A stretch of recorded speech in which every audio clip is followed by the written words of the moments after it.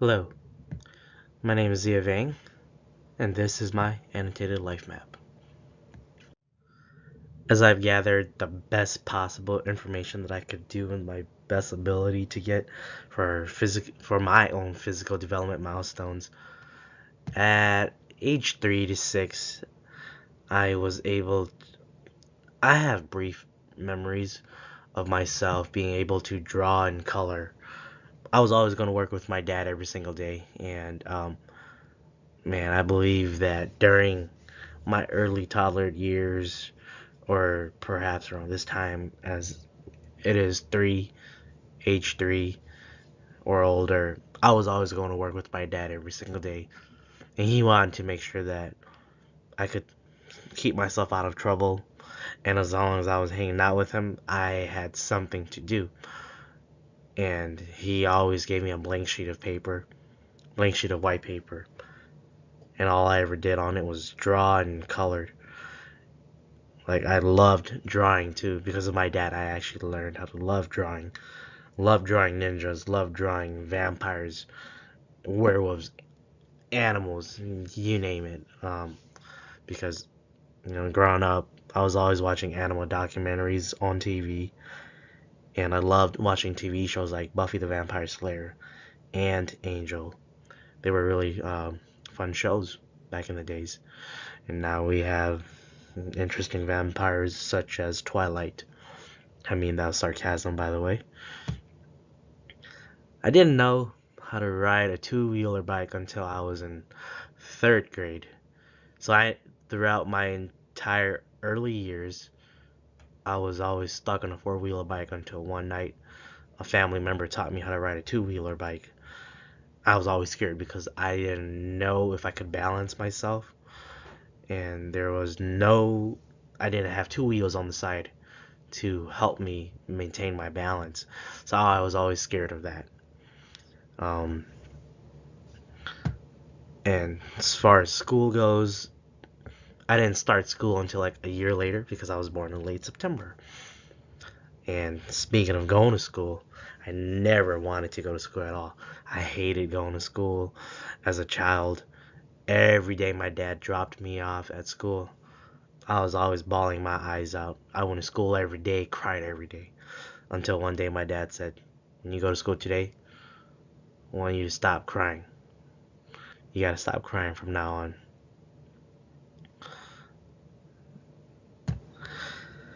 As from age 12 to 18 years old, these I tend to remember a lot more.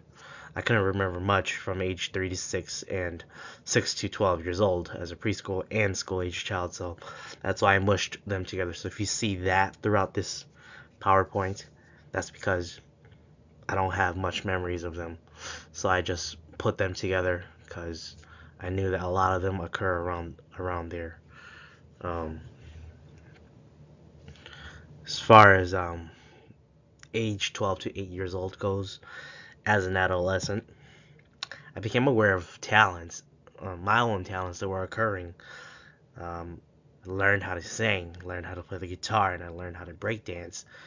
And I took advantage of these, which I will go into depth later on. I started becoming overweight, and stretch marks started occurring on the side of my waist, front of my stomach, from armpits to biceps, and upper level of my thighs. I never knew that guys could get stretch marks. I always thought that was a woman thing after they had given birth. But then kind of found out that, once you become overweight and you're not taking good care of your body, then stretch marks can actually occur um, if you're not taking care of your body. And I never really took that good care of my body. But then as far as, just dropping weight, I guess you could say I was pretty good at that. Now, not so much because, you know, as you get older, all of these things, life kind of takes over, and you don't get to work on yourself as much. And of course, most obvious, change of voice due to puberty. I remember that definitely. A lot of family members were always pointing it out, especially every time I picked up a phone. And they're like, "Hey, is this really you?" How come you sound different? So silly stuff. As for my key cognitive development milestones, from age 3 to 6 and 6 to 12 years old as a preschooler and school age child, able to read, of course. That's an obvious one. And I guess one that I think that's really unique is I was able to differentiate certain people or things. For example, being able to differentiate a leopard from a cheetah. Um, as a kid, I always knew what the difference between them was. As I said, growing up, I was always watching animal documentaries. So those animal documentaries taught me something, and I knew what was the difference between a leopard and a cheetah. Even even though I wasn't really an expert, I've always thought I was an expert as a kid because I watched these animal documentaries, and other kids would often correct me on that the leopard was actually the cheetah and the cheetah was actually the leopard, but deep down I knew that that wasn't it. I was able to understand that my parents were separating, going their ways before finally settling for divorce. So throughout this right here, I went through this the entire time while I was growing up. Actually, pretty much most of the time while I was growing up. In fourth, no, I had always known that my parents had problems when I was in second grade, or if not, if I'm wrong, way before that. I had always seen the way my dad talked towards my mom and insult my mom in certain ways. And fourth grade, my mom and my dad, they were finally splitting up. They didn't settle for divorce until perhaps when I was in seventh grade. So my mom put a restraining order against my dad because he had threatened her, and at this point I couldn't get to see my dad. So I knew that a lot was going on at this point, which brings me to age 12 to 18 years old as an adolescent. I was able to understand the transition from middle school to high school and on to college, and around this time, my parents were, they were finally completely done. They were divorced, and I was able to start seeing my dad again because I think after a couple of years, the restraining order wore off. I became aware of the transition into adulthood, such as getting a job, making a bank account, learning how to drive, and starting to pay for my own bills and purchases. I didn't even get a job until I was done with high school.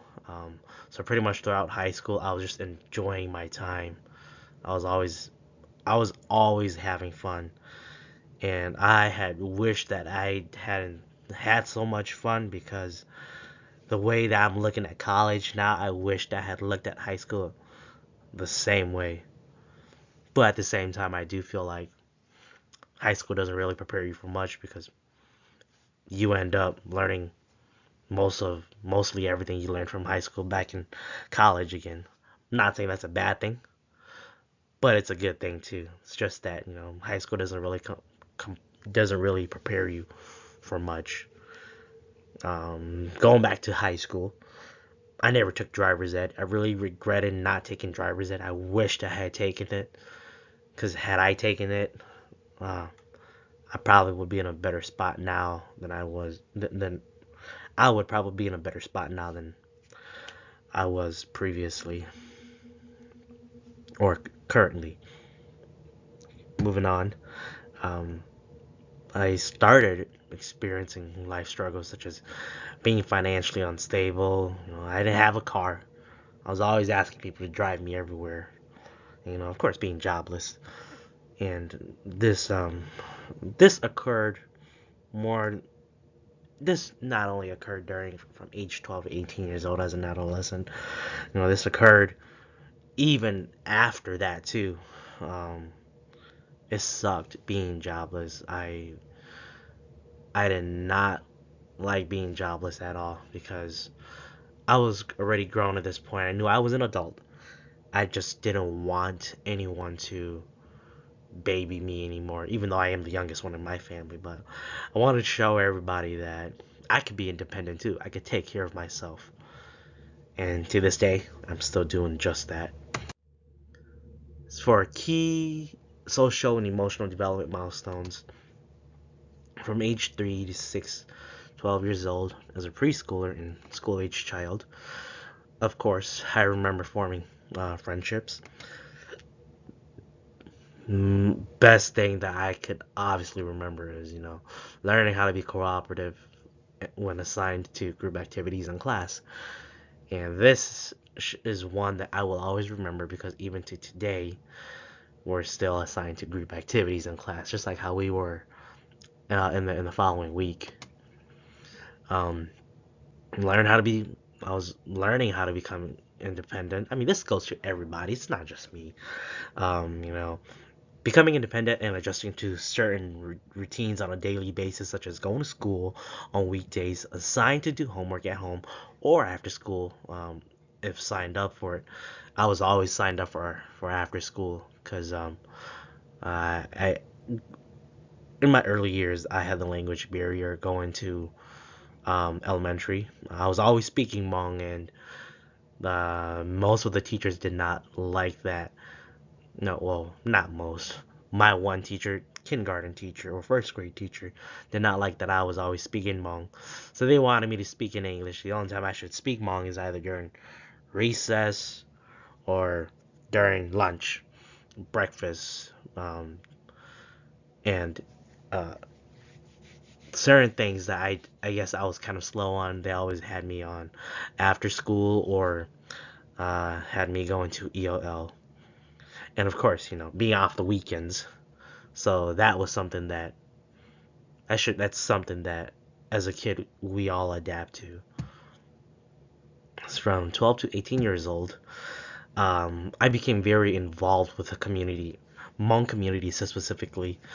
Um, I was always involved with advertising, hosting, and performing as well. And these events were always breakdancing events, Hmong youth conferences, and yearly Hmong New Year's. I did. I was throughout my 4 years of high school.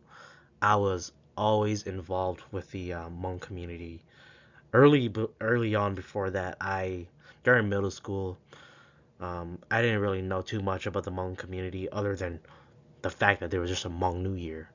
But knowing that there were, breakdancing clubs and events or battles that would be going on, hosted at the Hmong Youth Development Conferences and Hmong New Year's, that was a game changer for me when I found out. So, as someone that was learning how to breakdance and was performing as well, like by singing and playing guitar, I took this as an advantage, and this was a way that I found myself and how I gained my leadership skills that I'm able to have today. Of course, gaining my leadership skills and certain skills that I have today, because being involved with the community made me realize, like, I was able to recognize my own strengths and weaknesses, and there's nothing better than that than being involved with the community. Of course, I had my first experience with a serious love relationship. Um, Longest relationship throughout in high school I guess I had ever been in was about 7 8 months, and shortly the following year I ended up finding somebody else, and we've been together for 5 years now, nearly going on to six. Well, we still have a couple more months before it goes on to 6 years, but yeah, high school is where you find love. And of course, another thing, just from being involved with the community, like as I said, able to recognize my own strengths and weaknesses. And when I found that out, I learned that I was able to speak up for myself, and I was able to address my own opinion, especially when it's an argument that I'm having with one of my sisters or my dad. You know, can't always see eye to eye with everybody in the family, or even sometimes your significant other. As far as family system and cultural influences go, I feel like it's always been around there since I've grown up, and it hasn't even gone away at all. It's always stuck to me. And three of the biggest values in my family that I've seen is being consider like having consideration, thinking of others. Whatever you do, just think about others. Think about how your decision affects them. Um, Sometimes what may work for you may not work for them, but sometimes what may work for you may sometimes what may work for them may not work for you. And of course, time. Oh my God, time is always brought up to me by my brother. He always points out that whatever I'm doing, I need to let others know about it. Don't pull any last minute stuff because they do not have the patience for that, and I've learned that several times.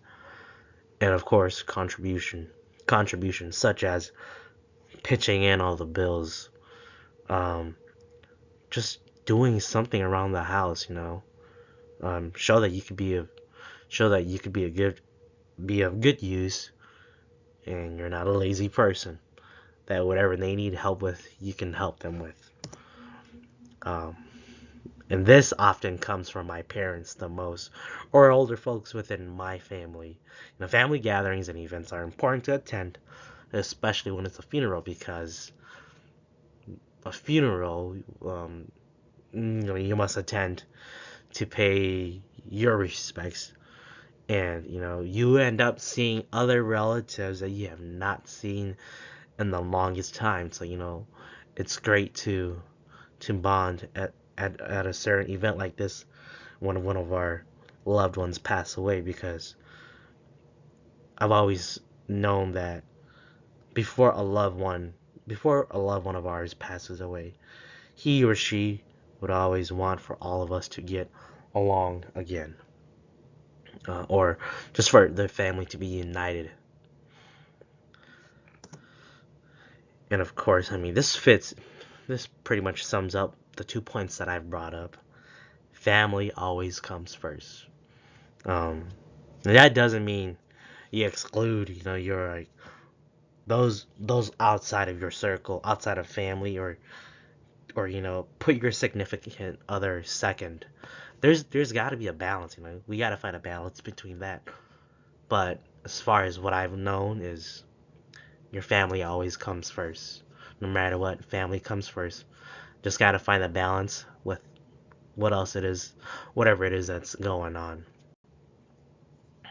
with your other circle outside of your family. As far as reflections go on this, I think it was nice to look back at all of this. I mean, it's pretty obvious throughout this class.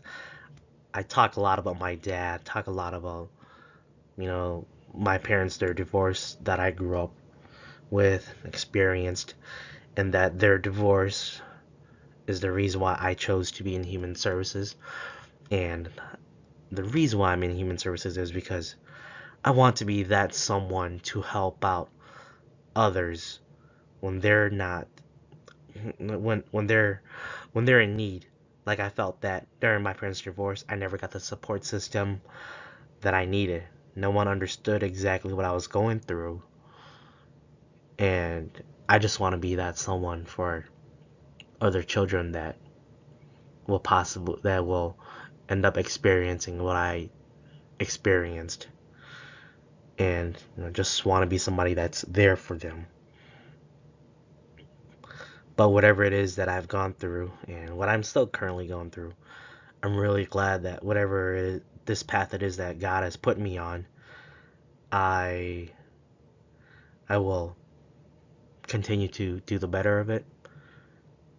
And if it weren't for these experiences, I probably want to be the man, boyfriend, or son, brother, whoever it is that's that he is today. So I'm thankful for these experiences at the same time. I'm quite over the 15-minute mark, but hopefully this is still acceptable. Thank you very much. Thanks for watching. Thank you.